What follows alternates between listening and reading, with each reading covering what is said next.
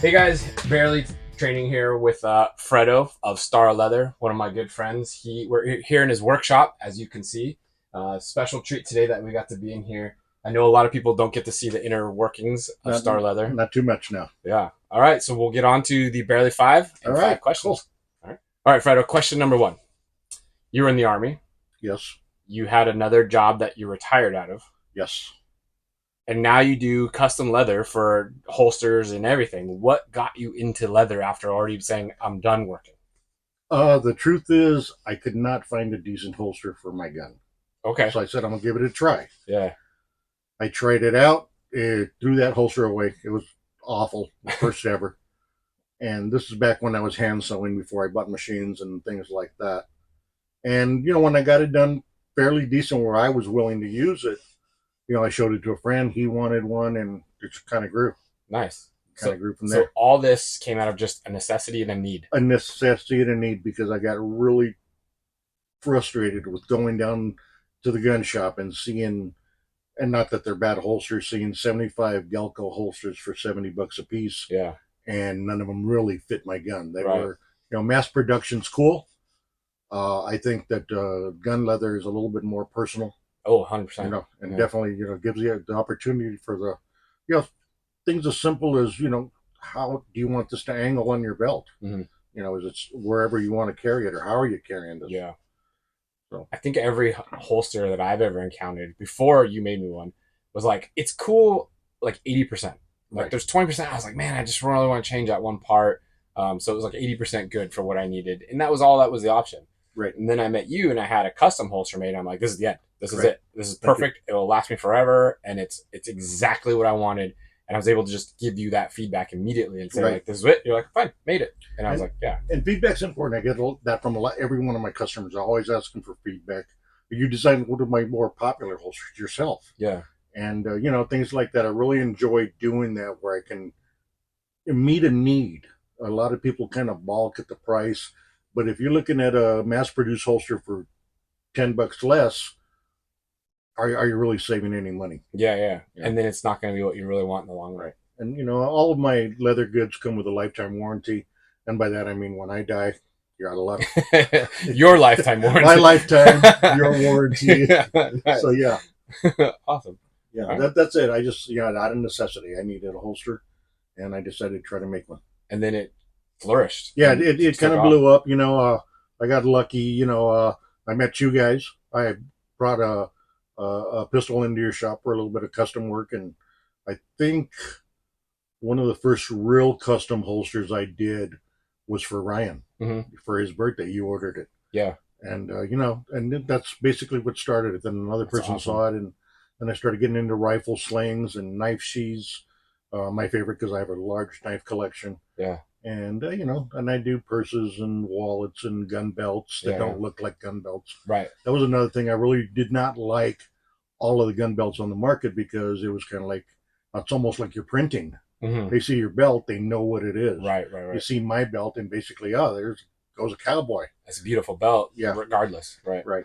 Yeah. I think the the age of the old gun belt is gone, and now people want a belt. Like I wear a leather belt every day that you Mhm. made me. It's just a strong, durable belt. It also happens to hold my gun. Right. It serves the dual purpose. I had a friend I have a friend in Montana who asked me to make him a gun belt that didn't look like a gun belt. And I Mhm. made it, sent it to him. He said it was beautiful, and his feedback was that they could pull a truck with it. Oh wow! So he had me make him one that was a little bit lighter because he didn't carry that big of a sidearm. I'm, well, you're in Montana, you're carrying machine guns. I don't know, Yeah, yeah, but but I take a lot of pride in the stuff that I make. I know sometimes the fit and finish may not look perfectly beautiful, but then again, that's not why the holster's being made. right. If you want to show it off, I'll make you a nice cowboy rig Yeah, yeah, or what they call a court gun that you see a lot of Texas Rangers yeah. running. But then at that time, you really got to understand, your price is gonna, Of course, it's gonna jump yeah. up. I'm a huge fan of just using stuff. Right. So to me, if it has a couple little look, I don't know, the knife slipped and you sliced it up. I'm like, yes, it's handmade. That Right. I appreciate that stuff. Like I know your blood, sweat, and tears went into Right. this holster, and that stuff I love, as opposed to like buying a beautiful holster. I mean, yes, I have a couple beautiful holsters, Sure. but that handmade feel of like, yes, this is exactly what I wanted, and you made it by hand. It's And cool. that's what I try to achieve most of the time. Then, I'll still beat myself up if I see a crooked stitch line. I'm like, Yeah. but Yeah. the reality is 90% of the gun leather I make is concealed carry. Right. Right. So nobody sees it but the owner, Yeah. and he or she only see it when they get home safe. Right. You know, And there's, to me, I always tell people, you're carrying the gun 365 days a year. Let's just say every single day. Do you want it comfortable 364 days a year? Because that one day you have to use it, you're not going to notice how comfortable it was. right? But that 364 days a year that you carried it, you want it to be You comfortable, want and it to be that's key. comfortable. Yeah. Exactly. Yeah. And that's probably why I think the holster that you designed is probably the most comfortable holster I've ever worn. Yeah. I really, really like that. Yeah. Actually started buying materials simply so I can make that holster in brown and black, and Yeah. because of that, that worked out perfectly. Awesome. And that's the value of feedback. Mm-hmm. And giving the customer what they're hoping to find. Awesome. Very cool. All right. Thank you. Okay, question number 2. You've told me about this wall of shame, but I've never seen it. Tell me about your wall of shame. My wall of shame is, well, here's a small portion of it. It's downsized a lot, but the reality is, anytime I make something for somebody or even for myself, if it doesn't make the cut, I nail it to the wall. So when I come in here every day and I do a little bit of work, it motivates me to Right. not make. It doesn't eliminate mistakes, but it eliminates repetitive mistakes. Right. Yeah. I don't make the same mistake twice, Yeah. or I try not to. And that's what it is. Basically, it's just a motivational piece that you can see. There's a lot of stuff up here that looks, you know, at first blush, it looks okay, Mhm. but it's really not. Yeah. I've got holsters and knife sheaths and coin purses and different pieces of artwork that just didn't quite work out. Which tells me, as the end user, or as knowing you, that means everything you're putting out is quality. Like if you started over twice, I know that I've got the best version that you are happy with, which Right. means you're not just cranking something out and giving it to me and be like, here you go, I don't care, whatever. Right. Like my motorcycle seat that you did for me, you told me it was the third one. Mm-hmm. And I was like, oh my gosh, like, I'm sorry, I didn't mean to do that. And you're like, no, no, no, you deserve what you get. You're paying for a quality product and that's what you're going to get. And that to me was like a moment where I was like, wow, like that's a true sign of a craftsman. It's the old joke. It's not you, it's me. Right. Yeah. Because although I think that either one of the first two I made would have been passable, especially we were talking about a little trail bike that's going to get dirty and fall over on its side and something like that. Definitely not a showpiece. Yeah. But it was a showpiece for me. Right. It's showing my seat. Yeah. And that one was interesting because one of the large issues I have with a lot of the friends I used to ride with, I rode motorcycles from the time I was 14 until I was 64, 67 now. Yeah. And one of my big things is I don't do motorcycle seats. I don't do them. Yeah. But that one it was fun. Yeah. I was looking at something. It wasn't a full on tooled chopper, beautiful seat. When something like that comes up, I'll send them to Dwayne or something like that. Sure. And then I had you put the M81 camo in the back. Yeah. And that was really cool. You put the patch Velcro. Did that. I love it. It's so cool. It's just a real show off piece. People see it and be like, dang, that's rad. I can't believe you did that. I was like, I didn't do it. I just paid for it. Like my buddy Fredo did it. So. I think that's one of the things I really enjoy working with a lot of people that have repeat customers like yourself, is that they'll say, okay, Fredo, here's the basic concept. Let me know when it's done. Yeah. A lot of times I can have a little bit of an issue where people are, well, I want the stitches to be 8 stitches per inch and things like that. And I can do that. Yeah. But it really just kind of takes away from... Sucks the fun out of it. Yeah, it takes a little bit of the fun out of it. Yeah. The process of designing as I build really helps a lot. Yeah. And it populates my wall of shame also. And I mean, this is your art. You're the artist here. Like no one told Picasso where to put the paint. Right?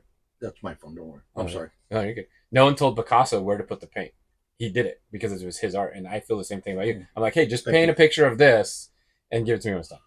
Well, I appreciate that. I don't know if I consider myself an artist, but what I do is under my own on my own terms. Yeah. I try not to let people push me into something I don't want to make. I've turned down plenty of jobs, like motorcycle seats. I can do them, Yeah, yeah. but That's not where your art that's not is. where it's Yeah, at for me. I want to yeah. be able to, Sure. send you down the road with, a comfortable holster that's going to hold your weapon securely, Yeah, or a belt that's going to keep your pants up, or a wallet that you'll carry for years, things right. like that. Yeah, yeah. I mean, I know you made this wallet for me, the skull on it. Yeah. Still rocking it. I love it.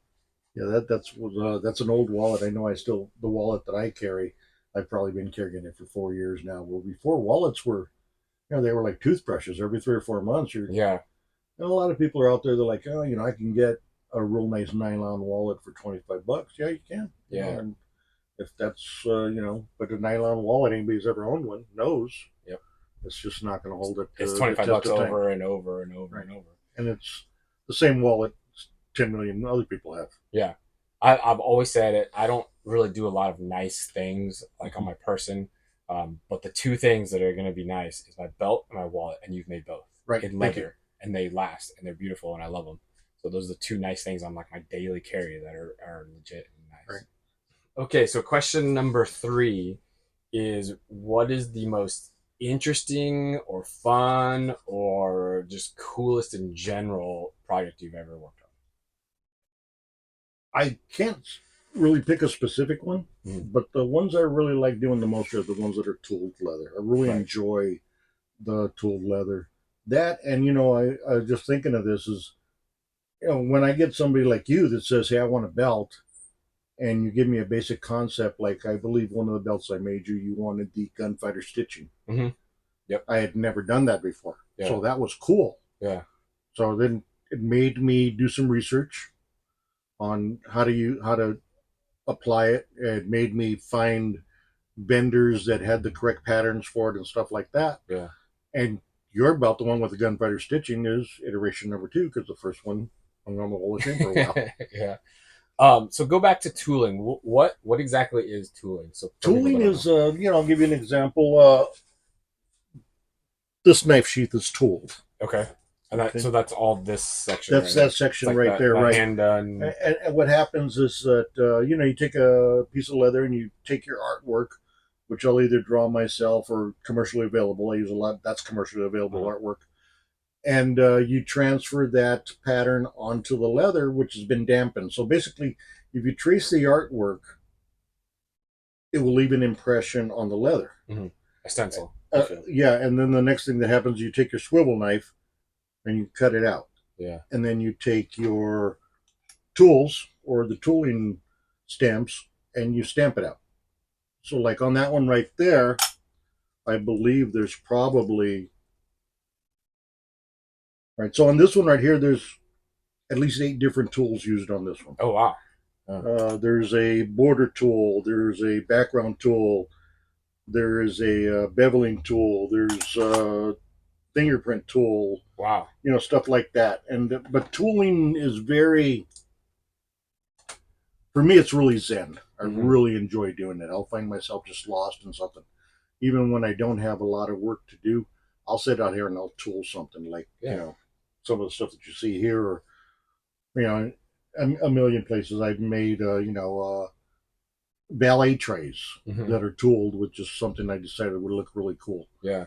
And I think you have one of the ballet trays and stuff like that. Yeah. Yeah. I mean, that's going back to the artist perfecting his art. Right. And it's almost like a nod to the guys that came before me. For instance, when I go to Prescott, Arizona in February, I'll be taking a tooling class to be able to do that better.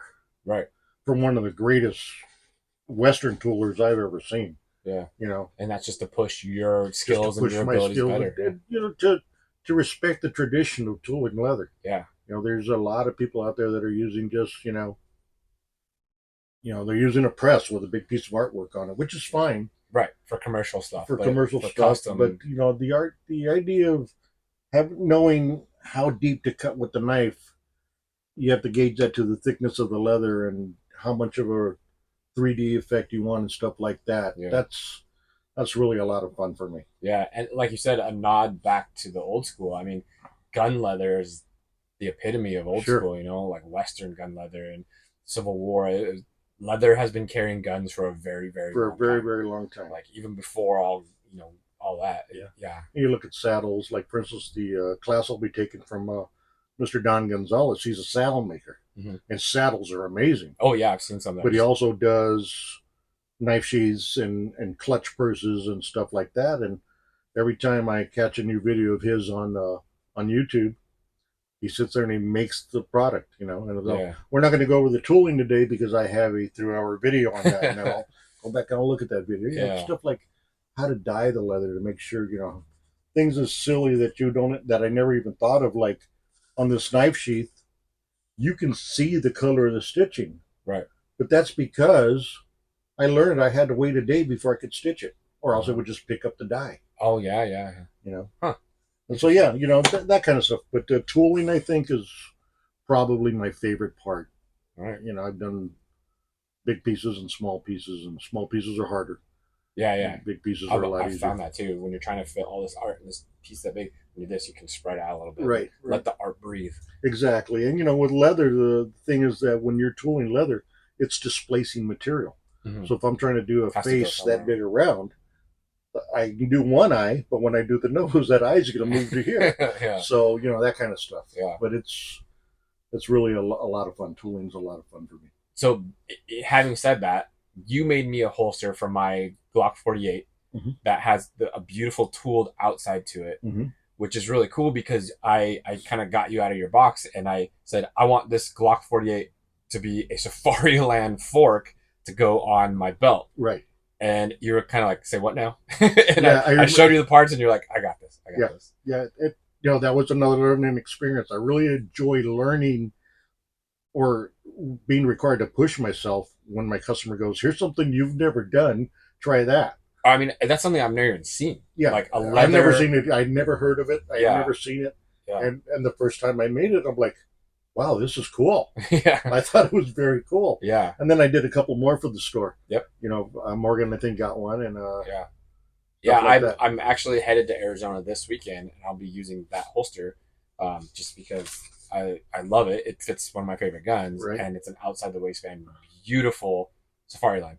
Right. You know, and it works great. Yeah, it is really cool. Yeah, awesome. It is really cool. All right, thank you. So, making holsters, you're obviously in the gun industry. So, question number 4 is, what are some of the difficulties you find being in the gun industry? I think the difficulties is, well, the first and obvious one is that if I don't already have the mold, I require the customer's gun. And that can be a little uncomfortable at times, simply because although you come to my house, drop off a gun, you probably realize I'm not going to abandon my home because Yeah. I stole a $400 gun from you. Yeah. But the other thing is that a lot of times I'll get a gun that, like, what is it, a Chippewa? Mhm. The one with the The barrel Japa big- Rhino. Yeah. You know, I've never made anything like that before. So then you start finding they can be difficult because Yeah. you still want it to be a good looking holster, but more importantly, a functional holster. Yeah, and you're making it for something just It's super just something weird. completely out of the norm. A lot like with the Safari one I did for you. Yeah. But that one was a lot of fun because as soon as you explained it to me, in my head, I knew what I needed to do, and I was familiar with that sidearm. Yeah. And that's a great thing to bring up is the Chiappa Rhino is a bizarre gun to begin with. Yeah. And then to find a holster for it, I mean, good luck. Yeah, right? good luck with that. So custom leather is a great option. Yeah, it's a very good option. Didn't even think of that because I don't run one of those, but yeah, that's a perfect way to do that. And then, it's kind of a cool old revolver, and you can put a cool right. spin You on can it. do a really nice work. And the one I did for it was really nice. They didn't want any tooling, but they wanted oxblood leather, which is one of my favorite colors. I love oxblood. Yeah. And so that one came out really nice, and Awesome. with a matching belt and stuff like that. Oh, super cool. Then I think the only my own real weakness is when somebody tells me what they want, a southpaw or a left-handed gun. Because by the time I get home, I forget that this is left-handed. Yeah. And so I'll have two or three right-handed holsters laying around because I forgot to make it left-handed. Yeah. Batman. Uh-huh. the first one I made for him was writing. incorrect. Yeah. And he's a left-handed guy. Well, who needs left-handed people anyway? So. Well, Batman's a pretty cool guy, but yeah, I mean, they're right up there with short people. No reason. Okay, the last question is: if someone wants to get one of your fine leather holsters or knife sheaths or whatever, how do they get in touch with you? The easiest way would be probably through Instagram. Send me a message, at StarLeatherUSA, Mm-hmm. or my Gmail address is StarLeatherUSA@gmail.com. Right. And then that's the easiest way to get a hold of you, and it's custom, and so Yeah, just there's touch definitely base and say this is what let me know what you want to accomplish, right, and give you a basic, pretty quick answer on whether or not I'm able to do that. right, And if I am, we can start talking details about that. right. And that that's commission. that's the thing. Most of what you do is custom, so there's going to be a lot of information that's going to be relayed. So that's Right. when the personal touch comes in. That they need to get in contact with you. They can't just send a mail letter and be like, I don't know what this means. Yeah, I'm not sure. Yeah, there'll be a lot of questions that aren't in basic emails or Yeah. things like that. Like, are you left-handed? Yeah, there you go. Things like that, or what what cant do you want? Right, And they're like, well, what's that mean? Like an FBI cant is 13 to 15 degrees forward. right, Things like that. They're like, well, I never thought about that. I said, well, unload your weapon, stick it in your belt, and see where you like it. right. Yeah. And then stuff like that. Yeah, and that's part of getting custom. I don't like cant in my holsters. A lot of people do. Right. That's custom. Right. Cool. So we will put the link to your Instagram and your email in the show notes. Outstanding. So that people can contact you there, and then we'll go from there.